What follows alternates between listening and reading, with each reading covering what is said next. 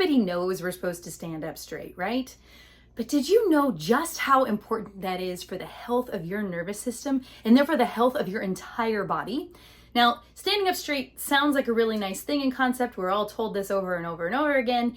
It should be reflexive. What I mean by that is it should be automatic that we are able to find a nice long spine. But life happens, right? And if we've spent any time talking about threat in the nervous system makes us curl up into the fetal position. It's the antithesis of a beautiful long spine. So I'm going to talk more about that and why this is important in just a minute. But first, I actually want you to just experience the difference a curved spine, a collapsed spine, and a long spine can have on how you think, feel, and move in the world. So we're going to do a check, right? A baseline assessment first with whatever posture you're walking in with today. Let's check some range of motion. I'm going to check my neck. Okay, I'm going to check spinal rotation. Noticing how far around I can get, doing a few repetitions to make sure I'm as warmed up from the movement as I can be. I'm going to check balance. If you want to go heel toe and arms down by your side, if you want to do eyes closed for more challenge or find a less challenging position, wherever your edge of wobble is, yeah. And if you want to check hand flippers, one hand right on top of the other, flipping, flipping, flipping. If you want to switch hands, noticing how much accuracy, speed, and coordination you have. And then I'm going to have you actually slump, right? You're tired.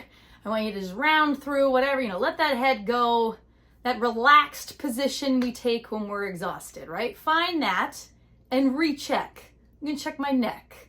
Not so much. I'm going to check spinal rotation. That is awful. I'm going to go this way. Terrible. I'm going to check my balance. Slump, go into that balance, and my ankles are wobbling all over the place. And I'm going to check this cerebellar assessment, literally looking at how my brain's processing. That one's not quite as noticeable, but it is a little bit sluggish for me. I can sense a slight degradation there. Maybe you will, maybe you won't. But most of you are probably noticing that that wasn't as good. If it got better, please come talk to me. I'd like to see what's going on there. But the fact is, having a long spine can make a huge difference in the way we think, feel, and move. What happens if we actually train long spine? Like we make it as optimal as we possibly can be. Again, I said it's reflexive, but we can actually give ourselves a couple little cues that sometimes can make a big difference in how we line ourselves up. Oftentimes I see people, when I ask them to do long spine, they actually arch backwards and their chin goes up. Check this, right? Like, oh, no, nope, nope, right? That's not long spine, that's arching. It's the opposite of slumping, but it doesn't give us that beautiful plumb line with everything kind of in its right place. So I'm gonna give us a couple ways to think about long spine and how to get there. And I'm gonna talk about how to utilize this and why it's so important in just a little bit. So I'm gonna give us the first version, which is probably how some of you will have heard cues for getting into long spine. It's internally focused, thinking about our body and where it is in space. The second is going to be externally focused, and I'll demonstrate what that looks like in just a little bit. Let's start with this internal one. So I want you to find your feet, think about your ankle bones, and then think about your knee bones and see if you can bring your knee bones right over your ankle bones. Think about your hip bones and see if you can get your hip bones right over your knee bones. Think about your chest, maybe the center of your chest in line with those hip bones. Think about your ear and see if you can get that lined up with your hip bones. So we've got our spine in a nice straight line. Let's recheck here. I'm going to check my neck. That felt pretty good. I'm going to check spinal rotations. Yep, that was a bit better. I'm going to check my balance. I have to move my feet a little bit, so I'm going to find that alignment again and recheck my balance, closing my eyes. Yep. And hand flipper. Yes. Okay, great. So I got some improvements from that. Go ahead and mark down on your tracker how you responded to that. And now I'm going to actually give us a slightly different way to think about finding long spine and see if this might make even more of a difference for you. So I want you to find your feet. I want you to imagine that there's a piece of paper right underneath your foot and you are pushing that paper down into the ground. I want you to think about your hamstrings sending energy down through that paper like laser beams shooting into the earth.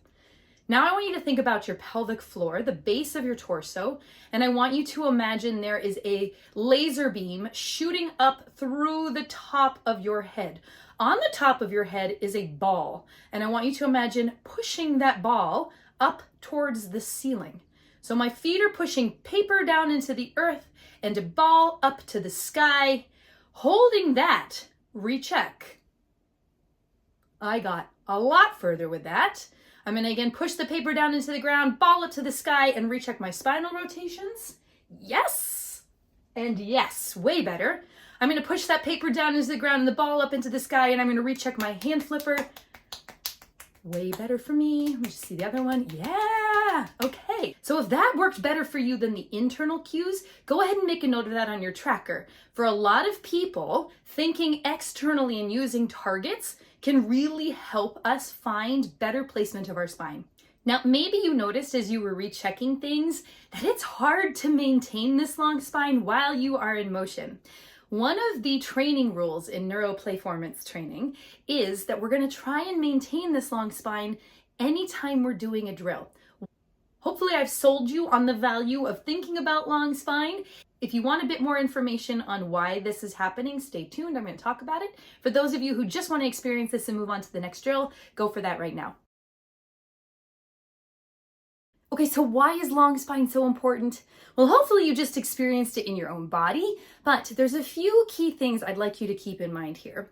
One, if you think about your spine as a garden hose, when it has a bend or a kink in it, that water is unable to flow very well, right? Sometimes it shuts off completely. The same is true for the electric signals coming through the wires. If there is a bend in that wire, if it's, bent too intensely, it will slow or maybe even shut down the current, sending that signal to the muscles. The same thing is true for all of your viscera, your lungs, your heart, your intestines, right? So when we're talking about the spine, which is the super highway for all of the things that keep us alive, I think it makes sense that we would want that to be as open a channel as possible. Now here's where this gets interesting. Some of you may have noticed that when we went to recheck with the long spine, that was hard to maintain. So one of the things I'm going to invite you to play with over the next 8 weeks is how can I keep long spine while I'm moving through my day? A couple of suggestions on where to practice this. One is getting in and out of a car or a chair. The other is in some kind of daily task like emptying the dishwasher or making your bed, right? Can I really find that plumb line, that long spine, and keep it as I'm moving? Now we're gonna have a chance to practice this with our mobility drills here in this workshop, but that is an invitation to you as a supplemental exercise as well. Here's the other piece of this. Brains are really specific. This one may take a minute to marinate, but we create very exquisitely specific movement maps for things that we practice. So if I give you an eye drill and you are doing that eye drill in a slumped position, the next time you go to do that eye drill, your brain's going to think, oh, right, I do this in a slumped position. So I'm going to have us really find long spine before we do any drill, even if it's not moving our body around, even if it's just moving our eyes, so that our brain lays down really specific maps that lead us back to long spine. This is going to really help with that reflexive piece in allowing long spine to become something that's a lot easier to find and that we don't feel like we're battling against gravity all of the time. If you have any questions on this concept, we're going to be talking about it over and over again, but let me know. But again, if you take away nothing else from this workshop, I'm hoping that this lands and that those internal or external cues to find long spine are helpful for you to improve posture as you walk through your day.